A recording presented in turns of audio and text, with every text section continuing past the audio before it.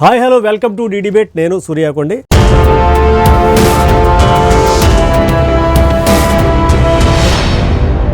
ప్రత్యర్థులతోటి పోరాడాల్సినటువంటి వ్యక్తి సొంత పార్టీ అభ్యర్థులతోటే పోరాడుతున్నాడు. అంతేకాకుండా సరిహద్దులో సైనికుడిగా ఉండి శత్రుమూకలను ఎదుర్కోవాల్సినటువంటి వ్యక్తి ఎన్డీఏ అనేటటువంటి కూటమిలో ఉన్నటువంటి తన సొంత పార్టీ యొక్క వర్గపోరుతోటి ఉక్కిరిబిక్కిరి అవుతున్నాడు. సో ఎవరి గురించి చెప్తున్నానంటే అనపర్తి నియోజకవర్గానికి సంబంధించినటువంటి టీడీపీ అభ్యర్థి నల్లమిల్లి రామకృష్ణారెడ్డి మరియు బీజేపీ అభ్యర్థి శివరామకృష్ణరాజు. సో వీళ్ళిద్దరి పరిస్థితి గురించి అయితే చర్చించబోతున్నాం. సో మనతోటి ఈ విషయం మీద చర్చించడానికి ఎస్ఎన్ఆర్ గారు ఉన్నారు, సీనియర్ జర్నలిస్ట్.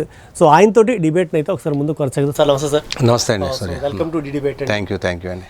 సార్ అంటే ఇప్పుడు చాలా విచిత్రమైనటువంటి పరిస్థితి ఉంది. నల్లమిల్లి రామకృష్ణారెడ్డి గారికి ముందు ఫస్ట్గా టీడీపీ టికెట్ అయితే అనౌన్స్ చేశారు, మళ్ళీ తర్వాత లేదు అని చెప్పి అదే టికెట్ని బీజేపీకి అయితే అనౌన్స్ చేసిన విషయం అందరికీ తెలిసిందే. కాకపోతే ఇంకా అక్కడ పరిస్థితి కానీ అక్కడ సిచ్యువేషన్స్ కానీ ఇంకా కంట్రోల్లోకి రాలేదు, చల్లారలేదు.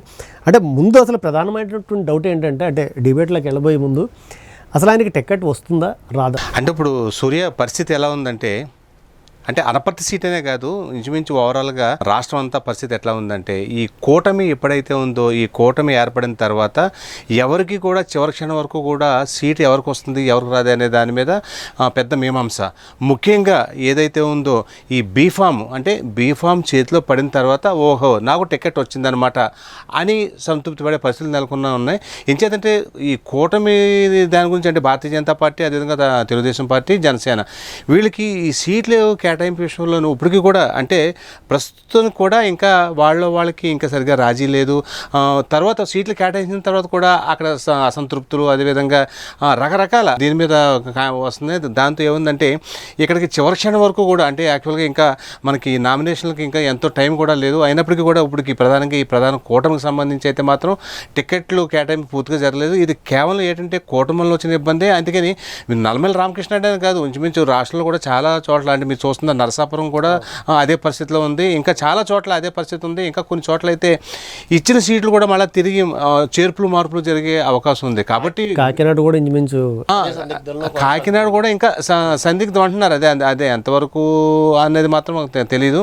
అయితే మాత్రం అనపర్తి విషయంలో అయితే మాత్రం అతను చాలా పట్టుదలతో ఉన్నాడు. ఎట్టి పరిస్థితుల్లో కూడా మీకు తెలుసు, అంటే వాస్తవానికి భారతీయ జనతా పార్టీ నుంచి కూడా అతనికి ఆహ్వానం అందింది. అయితే నల్లమిల్లి మూలారెడ్డి గారి దగ్గర నుంచి కూడా తెలుగుదేశం పార్టీలో ఉన్నందున, నా తండ్రి నల్లమిల్లి మూలారెడ్డి తెలుగుదేశం పార్టీలో ఎప్పటి నుంచో ఉన్నారు కాబట్టి ఆ పార్టీ నుంచి బయటకు వచ్చే ప్రసక్తి లేదని కారాఖండిగా చెప్పడంతో మళ్ళీ అక్కడ భారతీయ జనతా పార్టీ, తెలుగుదేశం పార్టీ కూడా సందిగ్ధంలో పట్టే సూర్య. అంటే మామూలుగా అసలు మొన్న సత్యసూర్యనారాయణ గారు కూడా మన స్టూడియోకి వచ్చినాడు మాట్లాడుతూ, అంటే సత్య ప్రమాణాలు చేసినాడు, వినాయకుడి మీద మీరు వేసినటువంటి ఒట్లే ఆ శాపాలే మీకు తగిలేసాయి, అందుకే ముందు టికెట్ ఇచ్చి తర్వాత మళ్ళీ వెనక్కి తీసుకుని దాన్ని బీజేపీ ఇవ్వడానికి జరిగిందని చెప్పేసి అన్నారు. నిజంగానే అంటే ఆయన సీటు ఇలాగ వెనక్కి రావడానికి కారణం వినాయకుడు అంటారా, లేకపోతే ఏమైనా సర్వే రిపోర్ట్లు కారణం అంటారా?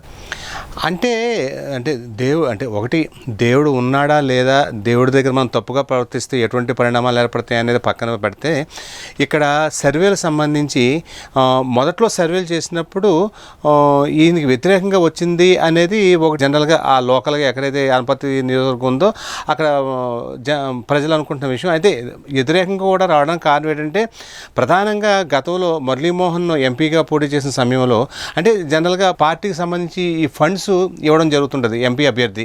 ఆ నేపథ్యంలో ఏమైందంటే, నల్లమిల్లి రామకృష్ణారెడ్డికి ఇచ్చిన, అంటే ఎలక్షన్ కోసం ఇచ్చిన ఆ అమౌంట్స్ ఏవైతే ఉన్నాయో అవి ఏదో పార్టీ ఫండ్ ఏవైతే ఉందో అది సరిగ్గా ఖర్చు పెట్టలేని కారణంగా అప్పుడు ఆ ఎన్నికల్లో రామకృష్ణారెడ్డితో పాటు అక్కడ మురళీమోహన్ కూడా కొంచెం ఎఫెక్ట్ అయిన పరిస్థితి ఉంది. కారణం అది ఇంచుమించు సర్వేలో కూడా అదేదో బయటకు వచ్చిందని చెప్తున్నారు. దానికి తోడు జనరల్గా ఏంటంటే ఎవరి మట్టికి వాళ్ళు ఇప్పుడు సర్వేలు చేయించుకుంటున్నారు. ఆ సర్వేలో కూడా రామకృష్ణారెడ్డికి వ్యతిరేకంగా వచ్చింది. ఆ కారణం చేతే సీటు ఇవ్వలేదు అనేది పార్టీ వర్గాలు చెబుతున్న విషయం. మరి ఆ విధంగా సర్వేలు వ్యతిరేకంగా వచ్చినట్లయితే మొట్టమొదటి లిస్టులోనే నల్లమిల్లి రామకృష్ణారెడ్డి పేరు ఎందుకు అనౌన్స్ చేశారు అనేది ఇక్కడ $1 మిలియన్ ప్రశ్న.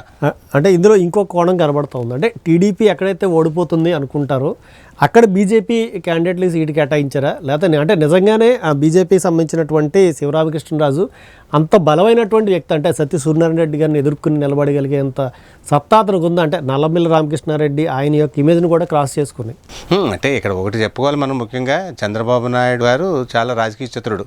అందులో ఆయన వ్యూహాల ముందు, ఆయన రాజకీయ అనుభవం ముందు కూడా ఎవరు పనిచేయరు. ఆ నేపథ్యంలో అంటే భారతీయ జనతా పార్టీని కూడా ఇక్కడ ఈ విషయంలో అయితే మాత్రం బలిపోసం చేశాడనే వాదన బలంగా వినిపిస్తుంది. ఇంచేతంటే అక్కడ సూర్యారెడ్డికి బలమైన అభ్యర్థి ఎవరంటే నల్లమిల్లి రామకృష్ణారెడ్డి. ఇంచేతంటే యాక్చువల్గా అక్కడికి ఇప్పటికి ఈ రోజు కూడా డాక్టర్ సత్య సూర్యారెడ్డి గారికి ఎడ్జ్ ఉంది బాగా. ఆ నేపథ్యంలో వీళ్ళు మళ్ళా నల్లమిల్లి రామకృష్ణారెడ్డిని కాదని ఎవరైతే ఉన్నారో భారతీయ జనతా పార్టీ శివరామకృష్ణరాజుకి ఇవ్వడం జరిగింది. శివరామకృష్ణరాజు అని ఆయన మిలిటరీలో పనిచేసి రావడం జరిగింది.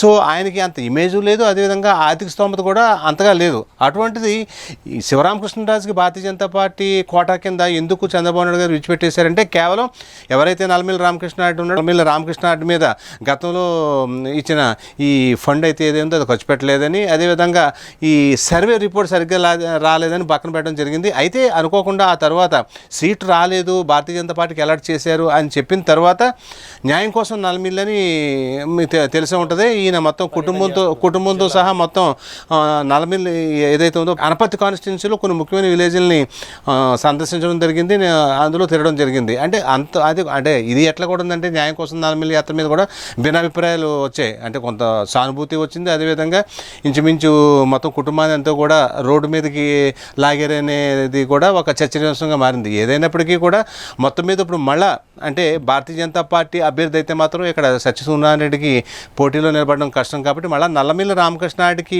ఇవ్వాలనే దాని మీద అయితే మాత్రం పార్టీ అధిష్టానం ఆలోచిస్తుంది అనేది ఒక చర్చ కింద ఉంది. సూర్య అంటే నల్లమిల్లి వారితో నల్లజర్లలో చేసినటువంటి మంతనాలు అంటే చంద్రబాబు నాయుడు గారు అంటే ఏంటంటే అందులో ఏం ఆడుకున్నారు అసలు వాళ్ళు? అసలు అంటే వాస్తవానికి ఈ న్యాయం కోసం నల్లమిల్లి అనే యాత్రకు సంబంధించి ఒక విధంగా అతనికి సానుభూతి పెరిగింది, అదేవిధంగా కొంతవరకు అయితే ఫేవర్ అయిందని చెప్పుకోవాలి. ఏం చేతంటే దీనికి సంబంధించి నివేదికలు ఎప్పటికప్పుడు వాళ్ళు అంటే ఎవరైతే ఉందో పార్టీ అధిష్టానం తెప్పించుకోవడం జరిగింది. అదేవిధంగా ఇక్కడ మనం ముఖ్యంగా ఒకటి డిస్కస్ చేయాలి. ఏం చేతంటే ఇక్కడ అనపర్తి నియోజకవర్గం భారతీయ జనతా పార్టీకి కేటాయించారా, తెలుగుదేశం పార్టీకి కేటాయించారా అనే విషయాన్ని పక్కన పెడితే ఇక్కడ కానీ ఏమాత్రం రాంగ్ స్టెప్ వేసిన కానీ ఆ ఎఫెక్ట్ రాజమండ్రి పార్లమెంటరీ దాని మీద పడుతుంది. ఏం చేతుంటే మనం గతంలో కూడా చూసాం, సత్యసూర్యారెడ్డి గారికి అక్కడ ఇమేజ్ ఉంది, అదేవిధంగా మంచి ఓటు బ్యాంక్ ఉంది.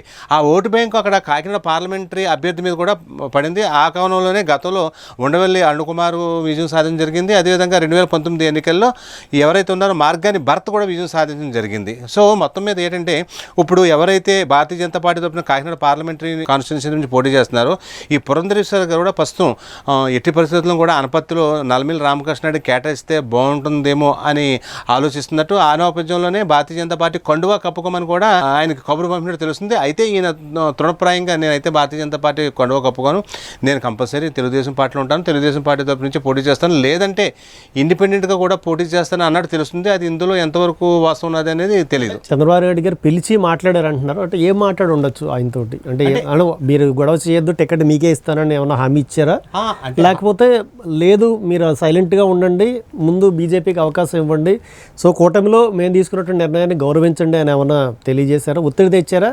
సహకరిస్తున్నారు? అంటే వాస్తవానికి ఇక్కడ తెలుగుదేశం పార్టీ నాయకులు, అధినాయకులు, అదేవిధంగా భారతీయ జనతా పార్టీ సంబంధించిన వాళ్ళు కూడా కూర్చొని ఈ అనపర్తి విషయంలో అయితే మాత్రం పెద్ద చర్చ జరుగుతుంది. ఆ నేపథ్యంలోనే ఈయన చంద్రబాబు నాయుడు గారు తను ఈ పర్యటనలో నల్లజర్ల పర్యటనలో భాగంగా నల్లజర్ల పిలిపించి మాట్లాడినట్టు అంటే ఆయన వర్గీయుల ద్వారా తెలిసింది. అంటే వాస్తవానికి ఇక్కడ భారతీయ జనతా పార్టీ అభ్యర్థి అయితే ఎట్టి పరిస్థితుల్లో కూడా విజయ అవకాశాలు చాలా తక్కువగా ఉంటాయి. నల్లమిల్లి రామకృష్ణారెడ్డి అయితేనే ఇక్కడ సూర్యనారాయణని తట్టుకునే అవకాశం ఉంటుంది. కాబట్టి ఎట్టి పరిస్థితుల్లోనూ కూడా భారతీయ జనతా పార్టీ అధిష్టానం కూడా ఒప్పుకుంది. కాబట్టి అనపర్తి సీటు నీకే, నువ్వు ఎట్టి పరిస్థితుల్లోనూ కూడా బాధపడద్దు, అనపర్తి సీటు నీకే అనౌన్స్ చేయడం జరిగింది, హామీ ఇచ్చారని వాళ్ళ వర్గాలు పరిశీలన చేసుకుంటున్నారు. అదేవిధంగా బయట కూడా చర్చ జరుగుతుంది. సూర్య అంటే ఇదివరకు పిఠాపురం కాన్స్టిట్యున్సీ తీసుకుంటే ఇలాగే టీడీపీ టికెట్ ఇచ్చి వెనక్కి తీసుకోవడంతో ఎస్వీఎస్ఎన్ వర్మ ఆయన ఇండిపెండెంట్గా పోటీ చేసి గెలిచినటువంటి ఒక రికార్డ్ అయితే ఉంది. సో అంటే అలాంటిది అనపర్తిలో ఒకవేళ ఈయన కనుక నల్లమిల్లి రామకృష్ణారెడ్డి గారికి సీటు ఇవ్వకుండా కేవలం బీజేపీకి కనుక దాన్ని రిజర్వ్ చేసి ఉంచేస్తే ఒకవేళ ఈయన ఇండిపెండెంట్గా కనుక పోటీ చేస్తే గెలిచే అవకాశాలు ఉన్నాయంటారా? ఇక్కడ పిఠాపురం రాజకీయ పరిస్థితులు వేరు, అనపర్తి రాజకీయ పరిస్థితులు వేరు. అనపర్తిలో ఎప్పుడు కూడా ఈ పరిస్థితి రాలేదు. అయితే పిఠాపురంలో కూడా ఇప్పుడు నిజంగా ఒకవేళ వర్మ నిలబట్టి పొజిషన్ ఉన్నా సరే వర్మకి గెలిచే అవకాశాలు ఉండవు.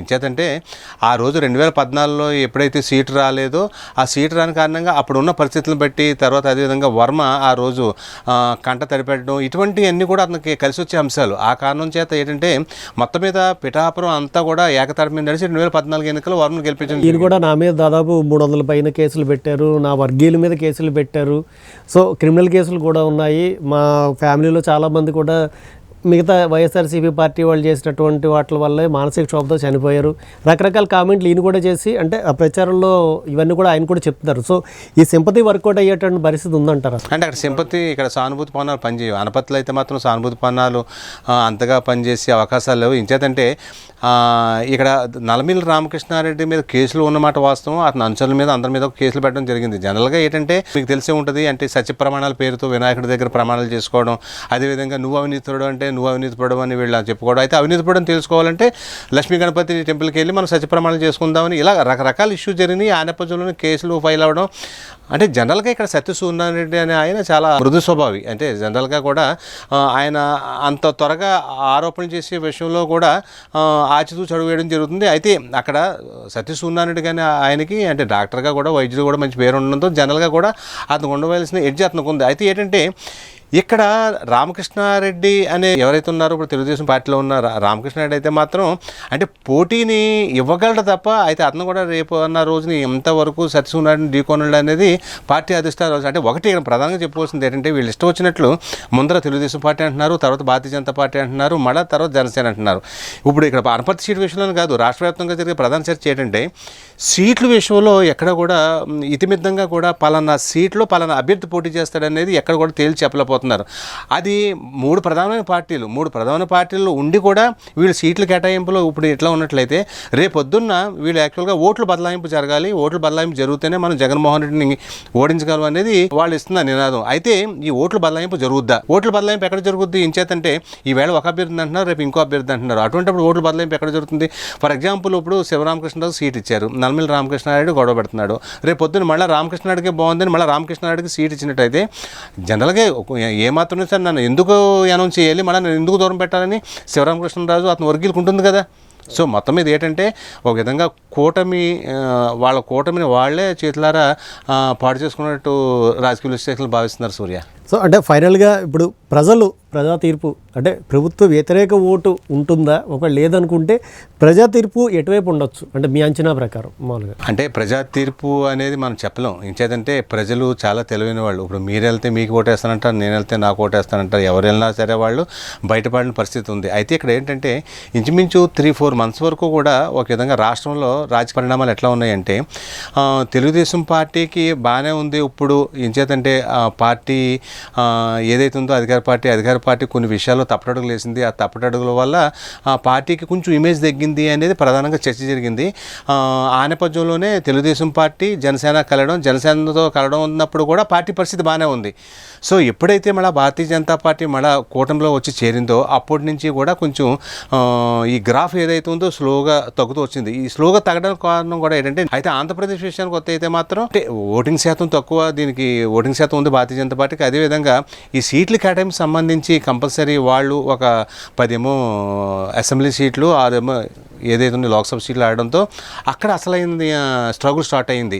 అంటే ఎక్కడ ఎవరికి ఇవ్వాలనే దానికి సంబంధించి వాళ్ళు పూర్తిగా అంటే ఉన్న వాళ్ళందరూ కూడా సీనియర్లు అయినప్పటికీ కూడా కొన్ని తప్పటడుగులు వేసి చేతులారా వాళ్ళ గ్రాఫ్ వాళ్ళే పోగొట్టుకోవడం జరిగింది. ఈ నేపథ్యంలో ఏంటంటే అది వైఎస్ఆర్సీపీకి ఒక వరంలా మారింది. దానికి తోడు ఈయన మేమంతా సిద్ధం అనే నినాదంతో జనాల్లోకి ఎప్పుడైతే వచ్చాడో జనరల్గా ఏంటంటే ఒకటి ఆయన పర్సనల్ ఇమేజ్ ఉంది, అదేవిధంగా సంక్షేమ పథకాలు ఉన్నాయి, ఇవన్నీ కూడా వాళ్ళకి ప్లస్ అయితే వీళ్ళు ఇన్ టైంలో సరైన నిర్ణయాలు తీసుకోకపోవడంతో వీళ్ళకి ఒక విధంగా కొంచెం మైనస్ అని చెప్పాలి సూర్య. సో అదండి. సో అనపర్తి నియోజకవర్గానికి సంబంధించినటువంటి ఇష్యూస్. సో నల్లమిల్లి రామకృష్ణారెడ్డికి సీటు వస్తుందా లేదా అనేటటువంటిది అయితే బెక్కవోలు గణపతికే వదిలేసి అక్కడ ప్రజా తీర్పు ఎలా ఉండబోతుంది అనేటటువంటి దానికోసం అయితే మనం వేచి చూద్దాం. ఇది డి డిబేట్ల అంశం. మరో అంశంతో కలుస్తాం. The Suryakondi signing of.